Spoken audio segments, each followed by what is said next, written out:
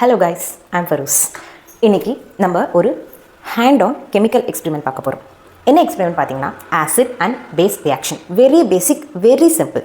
இது தேவையான மெட்டீரியல்ஸ் என்னென்னா candles, matchbox, baking soda, vinegar plus 2 class எடுத்துருக்கோம்.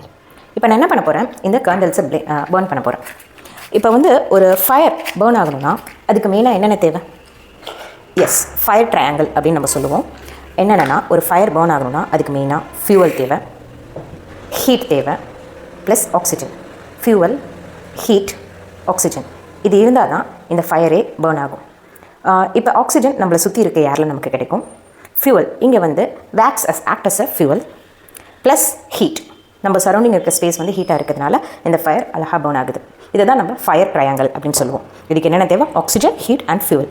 இப்போ நம்ம என்ன பண்ண போகிறோம், இந்த ஃபயரை we are not going to blow it out and we are not going to touch it. இதை டச் பண்ணாமல் ப்ளோ பண்ணாமல் எவ்வளோ அழகாக நம்ம இந்த ஃபயரை நம்ம எக்ஸ்டிங்விஷ் பண்ணலான்னு பார்க்கலாமா? ஓகே, இப்போ நம்ம இந்த அழகாக இந்த கேண்டில்ஸ் ஒதுக்கி வச்சிடலாம். வச்சுட்டு vinegar which act as a acid. Vinegar acid.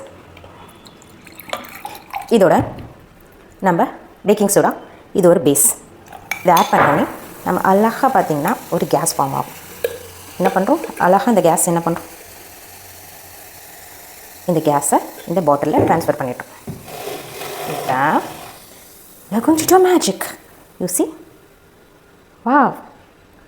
Fire எவ்வளோ அழகாக ஆஃப் ஆயிடுச்சு பார்த்தீங்களா? நான் டச் பண்ணவே இல்லை, ஒன்றுமே பண்ணலை. எவ்வளோ அழகாக இந்த ஃபயர் எல்லாம் பர்ன் அவுட் ஆச்சு பார்த்தீங்களா? Shall we do it again? Okay,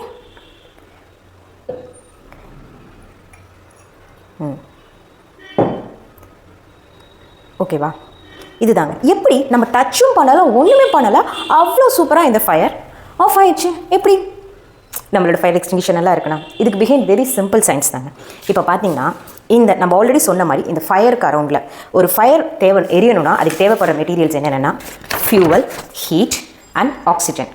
இப்போ இதே ஆக்சிஜன் அண்ட் இப்போ நம்ம ஆல்ரெடி ஒரு கெமிக்கல் ரியாக்ட் பண்ணியிருக்கோம் பார்த்தீங்களா, பேக்கிங் சோடா அண்ட் வினிகர். இது ரெண்டுத்தையும் போட்டு நமக்கு கிடைக்கிறது carbon dioxide. When baking soda add with vinegar நமக்கு கிடைக்க போகிறது CO2.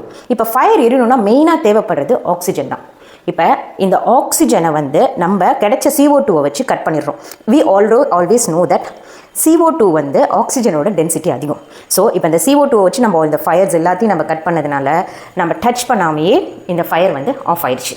ஹவுஸ் அவர் எக்ஸ்பெரிமெண்ட்? வீட்டை எல்லாரும் ட்ரை பண்ணி பார்த்துட்டு பண்ணலாமா? பாய், தேங்க்யூ.